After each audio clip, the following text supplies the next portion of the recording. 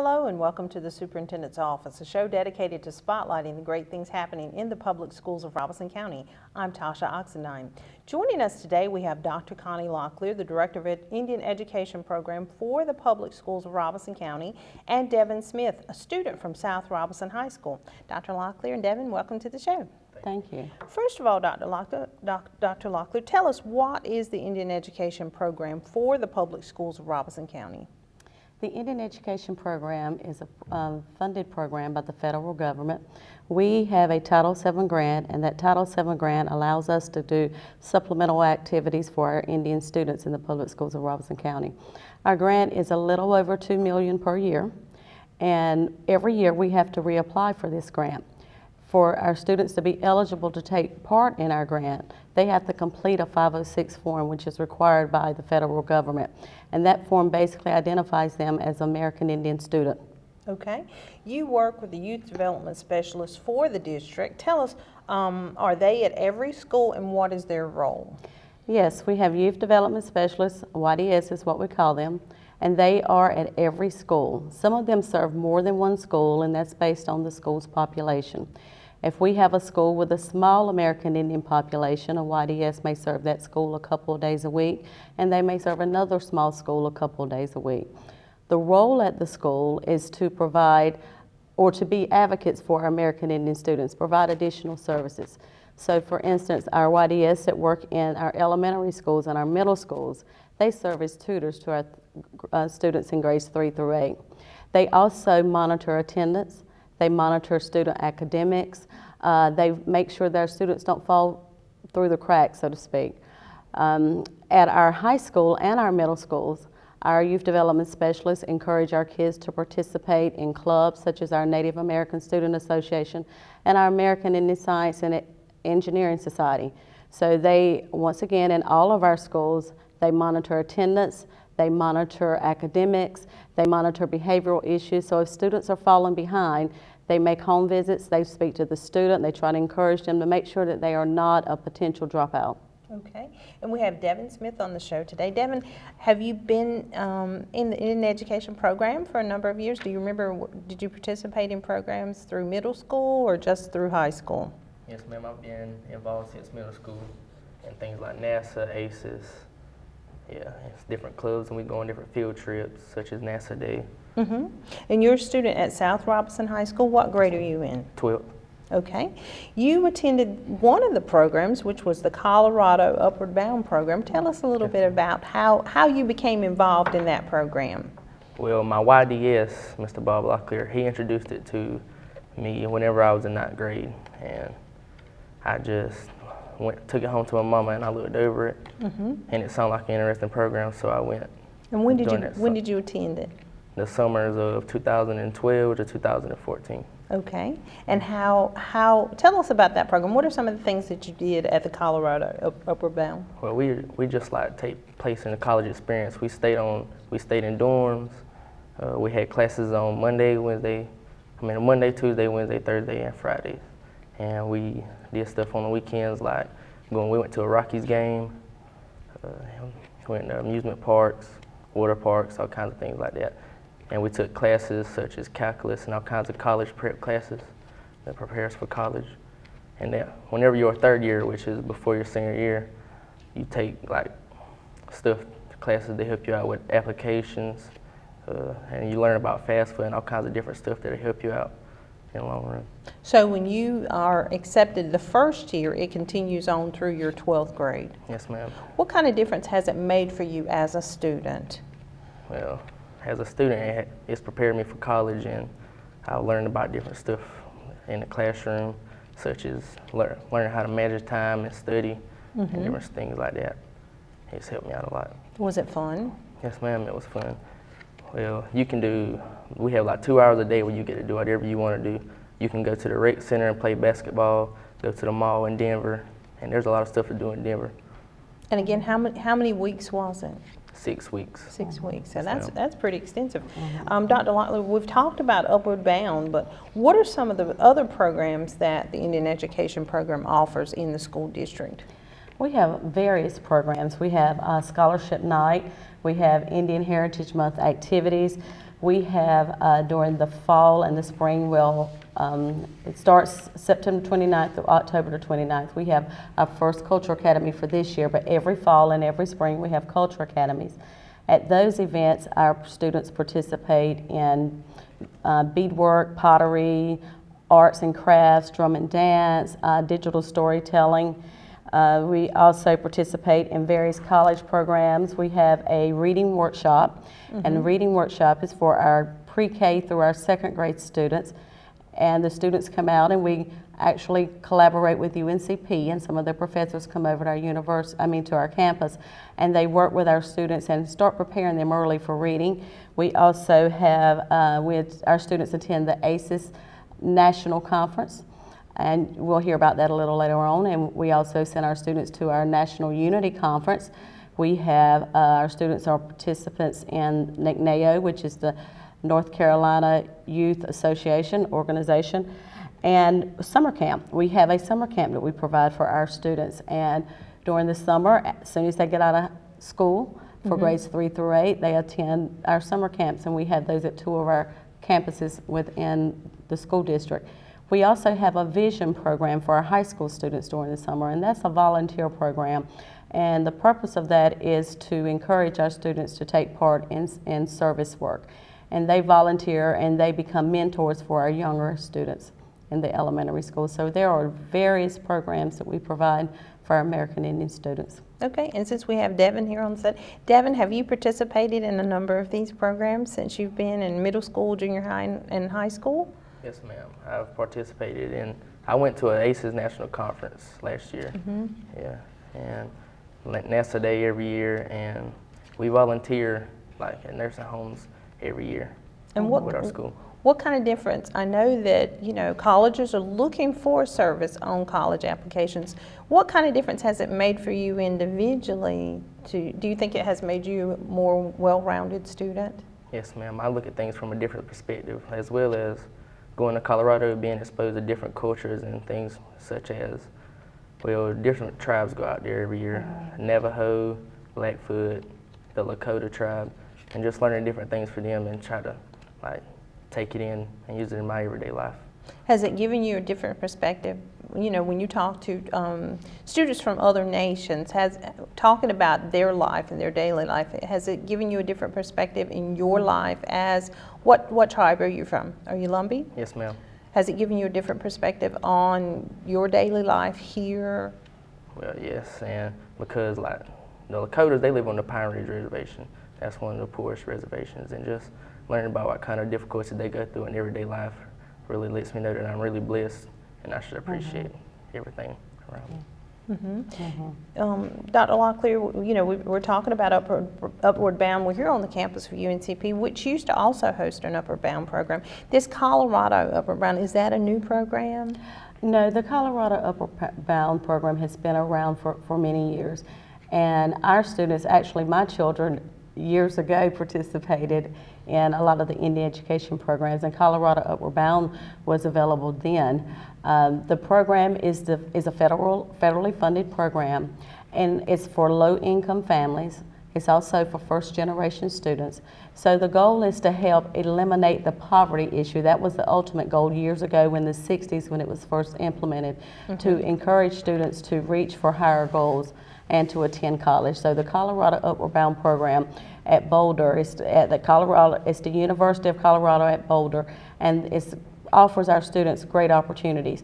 The program is free for our students, but we do provide the transportation for them, so we pay for their flight to Colorado through our program. That's exciting.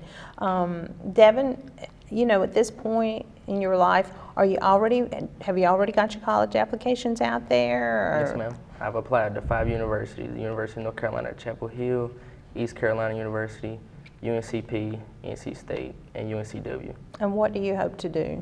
I would like to go to ECU and be a physical therapist, but I have plenty of backup plans in place. Has Indian education made a difference for you in being able to know how to do those applications and get them in on time? Yes, ma'am. Scholarship night and all kinds of things like that just exposed me to all kinds of different ways to get money to go to school. Yeah. Dr. Locklear, I understand the past few years, Robeson County has had a number of Gates Scholarship winners. Obviously, that has to be very prestigious. I think there was 3 last year. Yes, that's correct. We have been truly blessed to have several candidates for that have been recipients, for the Gates Scholarship. This is the last year for Gates, and so we're hoping that we will have as many, or if not more. We had 3 last year. So our YDS now are working really hard to make sure that our students get that application together, because it is a very extensive and long process. But once they receive that Gates Scholarship, it pays for everything all the way through their doctoral program, and they have the opportunity to select any school they want to attend. And I understand that application process is very intensive. It is. It's very detailed. It's a long process, so that's why we encourage the students to start early. Actually, they begin working on that at our scholarship night. We begin giving them information as soon as they return to school. And it's a financial needs-based scholarship? Yes, it is. Students that receive this scholarship have to be eligible for a Pell Grant. And over the years, I know that it's been very exciting to see the students received. And we've had a number of students receive Gates in the public schools of Robeson County. We have. Actually, we have one of our students that received the Gates Scholarship several years ago, and she's actually completing her doctoral program right now, and there are multiple ones that are like that. We actually have a professor here at UNCP who received the Gates Scholarship. Wow. And that was when they were in high school? That's when they were in high school, correct. So the Gates Scholarship is a very prestigious scholarship, but it's a lot of work, and it's also very competitive. That sounds very exciting. Joining us today, we have Dr. Connie Locklear, the Director of the Indian Education Program for the Public Schools of Robeson County, and Devin Smith from South Robeson High School. Devin, thank you for joining us today. When we return, we will talk more about the Indian Education Program, and we'll also be joined by Tyler Locklear from St. Paul's High School. Stay with us. Here's your check.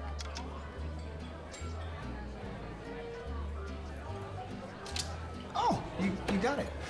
You know, since I got rid of my car, I really enjoy walking. Okay. God, no. Getting pulled over for buzz driving could cost you around $10,000 in fines, legal fees, and increased insurance rates. Oh, you're home early. You live with your mom? That'll set your game back a few years. Buzzed, busted, and broke. Because buzz driving is drunk driving. Look at me. Hey. Raymond, look at Mommy. Maybe the light hurts his eyes. Maybe she's just not hungry. Maybe he can't hear us.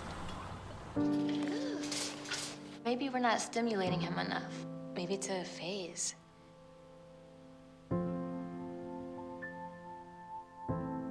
Avoiding eye contact is one early sign of autism. Learn the others today. The sooner it's diagnosed, the better. My new mom and I have a lot in common. The great outside. We both love the outdoors. So shiny. That's not a flower. We both love geology. Oh, look. An igneous one. That's not a rock. And she knows a lot about wildlife. A labradoodle. That's not a dog. Hanging out has been kind of fun. You don't have to be perfect to be a perfect parent. Thousands of kids in foster care will take you just as you are.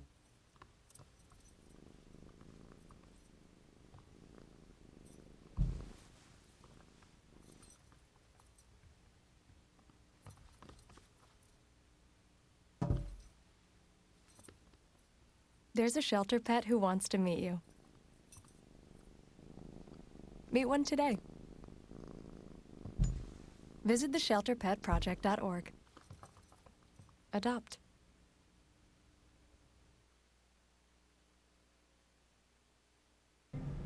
Welcome back to the Superintendent's Office, a show dedicated to spotlighting the great things in the public schools of Robeson County. Joining me today is Dr. Connie Locklear, the Director of Indian Education Program for the public schools of Robeson County. And joining us now is Tyler Locklear, student from St. Paul's High School. Welcome back to the show. Thank you. Dr. Locklear, before we went to break, we were talking about the Gates Millennium Scholarship, and you said we've had a number of students in the district who are doing very well. Yes, we have We've been really fortunate to have several of our students.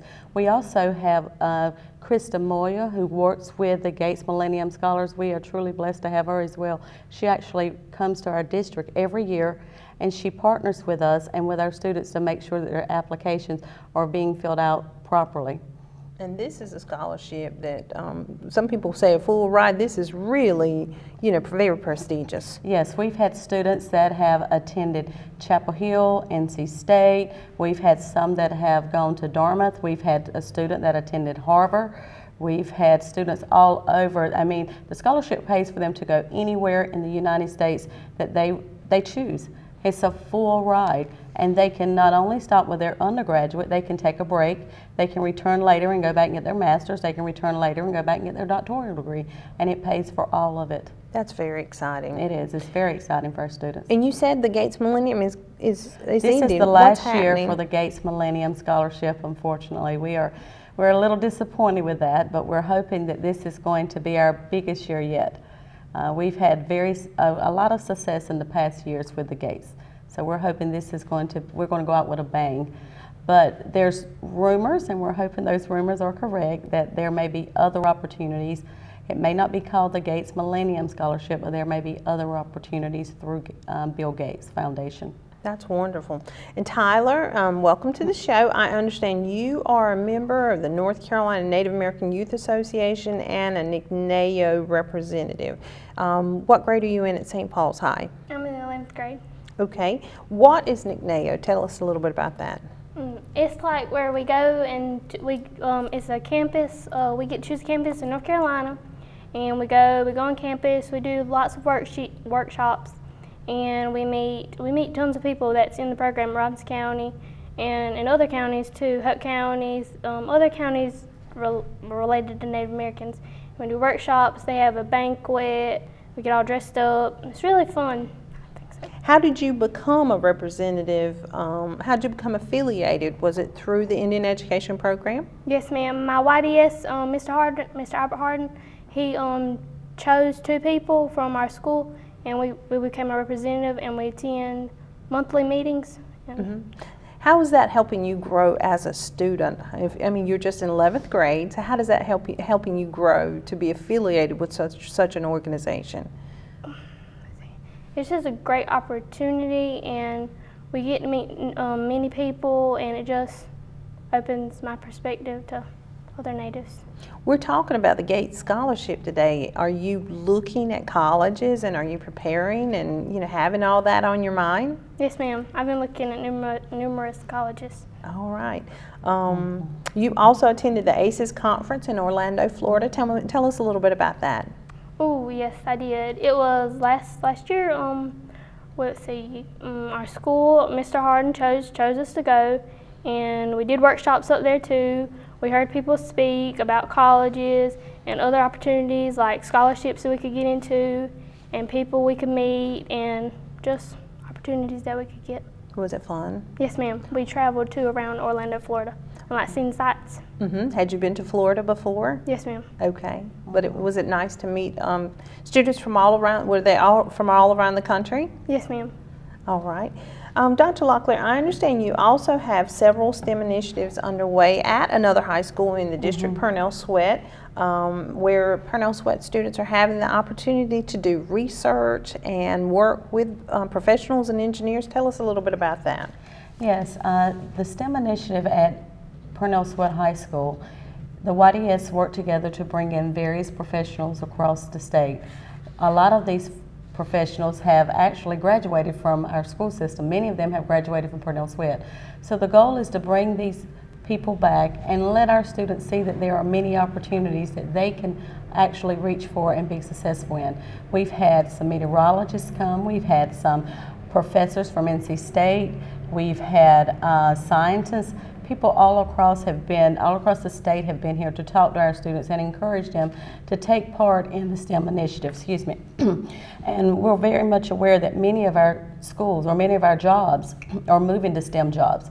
So it's very important for our students to understand the importance of math, science, engineering, and technology, as it relates to today's workforce. And I think we have a photograph. I had the opportunity to go out to Parnell Swamp one day when Brandon Locklear was there, and he's a senior forecaster for the National Weather Service, and he's from this community. Yes. And so we have a photograph of him speaking to the students, and it was just exciting to hear him talk about participating in ACES and how ACES helped him to just make those inroads to get an opportunity and then get that job. So that is so exciting. Yes, it is. Tell us a little bit more about Scholarship Night. That sounds like it is really a great opportunity for the students. Scholarship Night is one of our most exciting nights for our county, and it's an opportunity for all students in our county to participate.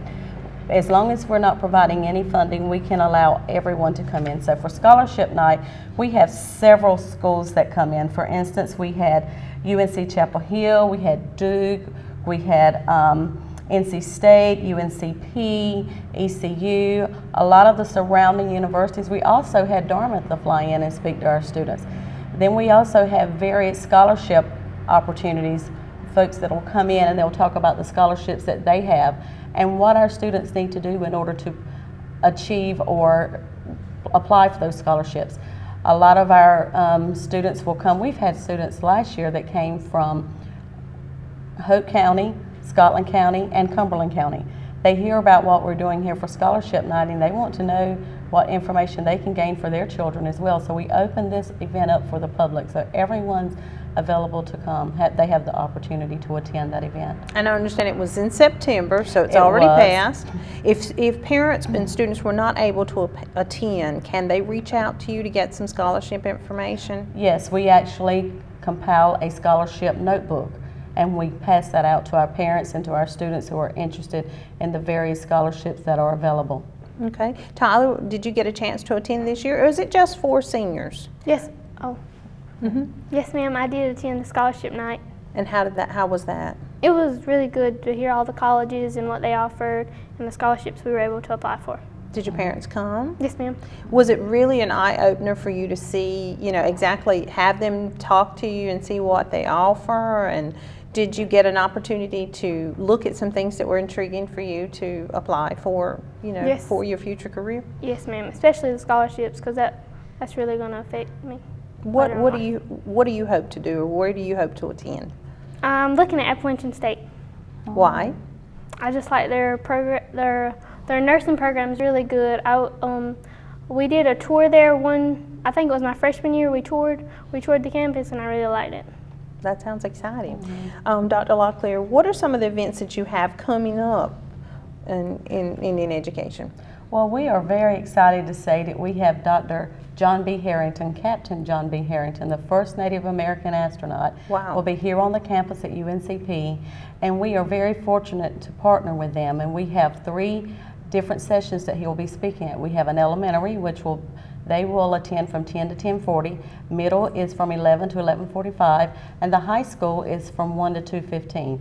So he'll be able to speak to over 1,000 students in the public schools of Robeson County. So that's one of our biggest events. We're very proud to have him here and to be partnering with UNCP with that event. Another one is our American Indian Heritage Month. So that Indian Heritage Month is the month of November. We have many activities that we're already working on, planning for the schools, making sure that every school has activities going on during that month. We celebrate that month, but we don't want to forget about the other 11 months. We can always include American Indian Heritage in our activities and our lessons. Tyler, do you know what you have going on at your school for Indian Heritage Month? Do you normally have like a powwow or some presenters or anything that you know of? We usually get a speaker, and then they let the Lumbee ambassadors come and talk, and they do that usually every year. That sounds pretty exciting. And to have an astronaut from NASA to come in and speak to students, that really is going to be exciting. Yes. Do you plan on visiting colleges in the next couple months, or? Yes, ma'am, of course. What do you have on your agenda? Do you know where you're going? I haven't made a decision on what college, but Appalachian State would be my top choice so far. That sounds wonderful. Well, Dr. Locklear, we've talked all about scholarships and funding. The YDS, they obviously have a very extensive job to make sure that our students are graduating on time. Are they trained through the district, or what sort of training do they have? Well, we have a lot of training at our office. I do a lot of training. They participate in various workshops across the state and national workshops. So we do require a lot of training for them. But our YDS, I would like to speak about them just a minute. This entire program would not be the success that it is without the youth development specialists, because we have over 11,000 students that have 506 forms that are identified in our county. There is no way one person could get to over 11,000 students. But the YDS in the school, they make contact with these students, they're encouraging these students, and more importantly, their role constantly is to be an advocate for these kids. Someone that the children or the students, when they begin to fall behind, doesn't feel like that they're the dictator, but someone that they can turn to and look for help and reach out to. So the YDS are the backbone of this program. So they're making a difference in students' lives and the graduation rate? Yes, our graduation rate is up, our dropout rate is down. They're truly making a difference. All right. And one portion of the things that they do is actually scheduling these college visits. That sounds like that really would play a tremendous role in helping students, because I know there's a lot of parents out there, they don't know how to fill out college applications, they don't know how to prepare their child for, deciding. That's a huge decision. Yes, they do. They're very active in that, and we bring in different colleges and provide workshops for them so that they will know what's going on. And when information is sent to me from the university, I forward exactly to the YDS, and then our budget allows for us to pay for transportation. So for instance, we just took some students up to UNC Greensboro for an event there where they can view the campus, get an idea of what's going on in the campus, see if they're interested in attending the university.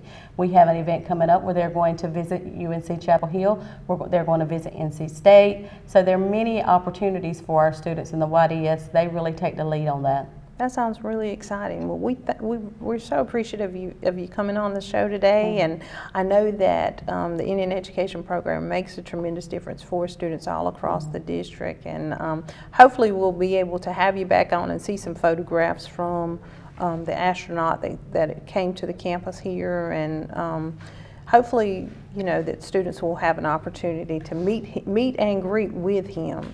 How was that actually coordinated? Or I think we're about out of time here, and that's all the time we have for today. I'd like to thank Connie Locklear, the director of the Indian Education Program for the Public Schools of Robeson County, for joining us today, and also Devin Smith and Tyler Locklear.